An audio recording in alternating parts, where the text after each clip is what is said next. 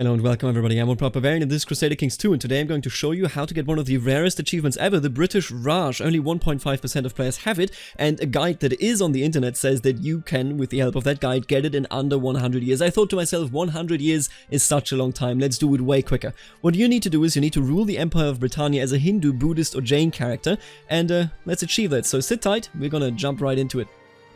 Now, I'll be the first to admit that I struggled a bit when I tried to find, the optimal way of doing this, the optimal way of playing this, because I was set in my ways with the idea that you want to do this with a Viking. The official guide, or rather the Steam forum guide, says you should do it with, Hastin of Nantes, because he is a great character, whatever, but even that was incredibly, you don't need to do all those steps. So I tried it a lot with Dear the Stranger, but there was so much RNG that I thought to myself there has to be an easier way, and of course, the easier way, as always, is the Mongols. Start 1241, load in as the Golden Horde, and you will be set, because they start with 100,000 maintenance-free, no attrition, kind of just doomstack standing around that you can use to utilize, for whatever you want to utilize them. They can also raid, that is important to point out, because what you want to do immediately is send them down to Rum, to the Sultanate of Rum, and start raiding there. Your hope is to capture, at the very least, a single Muslim woman.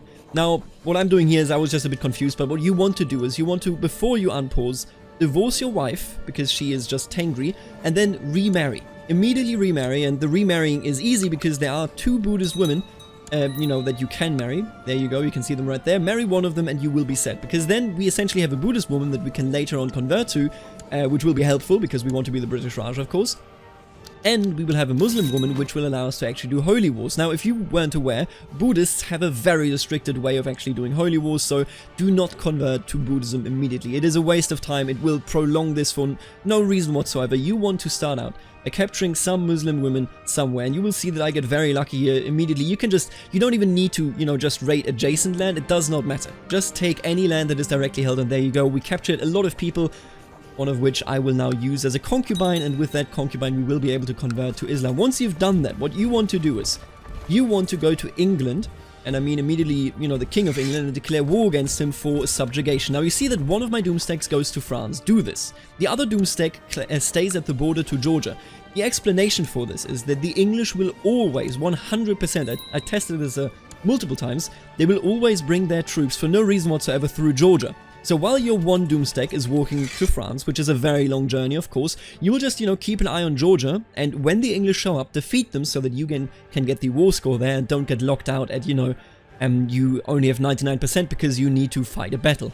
Once the English show up, and there they are already, you just walk in, destroy them, and then you can practically ignore this entire theater because you can just go over to France.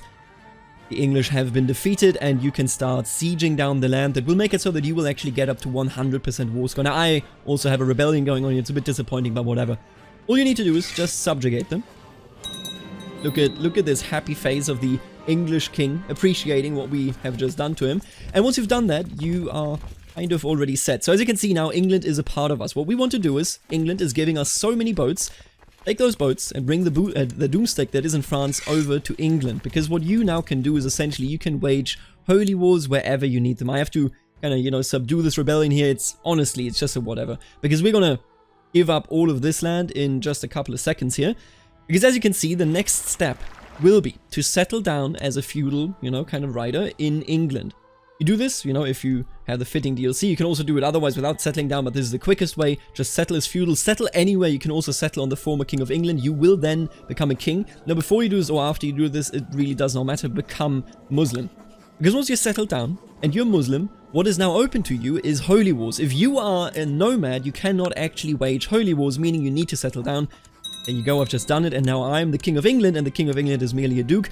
And the entire major rest of this will now be to declare some holy wars and show them, what's going on. Now, what I'm doing here, and I think this is very interesting to point out, just, so that it's easier for all of you guys, recruit whatever people, whatever, holymen, commanders, it does not matter, because they will always be loyalists to you, and loyalists will always vote with you, meaning just stack your council with loyalists, everybody will vote with you, and you will have no issue declaring the wars that you need to declare in order to actually get, whatever you need to do here. And that whatever you need to do here, let me just explain it. What are we doing here?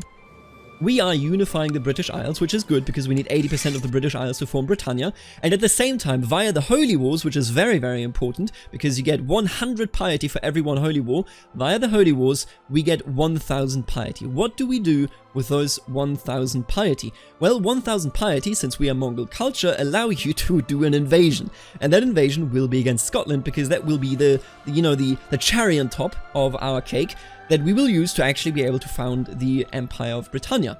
So keep in mind, you're doing these Holy Wars so that you can conquer and get the 80% up, but at the same time you do it so that you can then go for Scotland and finish off the 80%.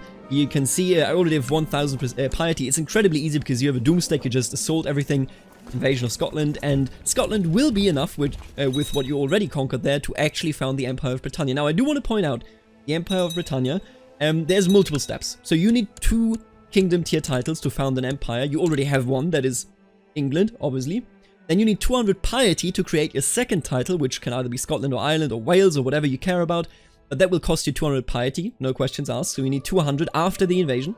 You need another 400 after the invasion, so that you can go on and create the Empire of Britannia, and empire creation costs you 400 piety.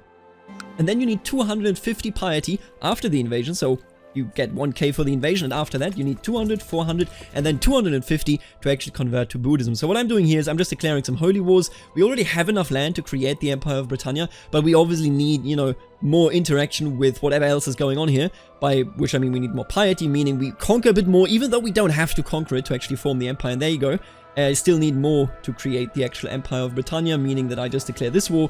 I think I just checked it out here. I don't think I can do... Oh no, I can do it yet. There you go. Empire of Britannia. And now we are the empire, but we are Muslim. And to convert to Buddhism, we need 250 more piety. I do this by starting 2 holy wars, which is why, it's good to have one doomsday that is not already over there in the British Isles, because then you can simply do what I did here. I just go for Trebizond. It's just a tiny holy war. You can do it immediately, get the same 100 piety as everywhere else, and then you declare holy war for, whatever remains anywhere. It doesn't really matter where you conquer it. You take it, and right after you've done that, you are set. You are absolutely done. You can convert to Buddhism, then just unpause the game, and this will all be over. This was a very fun speedrun after I actually realized what to do. I hope that you can see how fun it is, considering that this achievement usually takes people a long time. Here the Stranger would also be cool, but very RNG heavy. This is why I didn't do it here. Now, with all that being said, thank you for watching, and I want to thank the members of the channel, namely the Barons, Stefan, the Richest T, Snywolf, Sai, Herman, and of course the one and only, the first count of them all, Suspicious Duck, and then the beautiful, amazing, the gorgeous Dukes, Knight of Squires, Kenneth, Eric, Lexo, and Benedict. Thank you so much for your support. I appreciate it. This is what can keep this channel running the way it is currently running. If you want to support the channel, then check out the join button, which is the membership button, and check out the affiliate link in the description. If you purchase Paradox Games via that link, I will get a little bit of a share to no extra cost to you.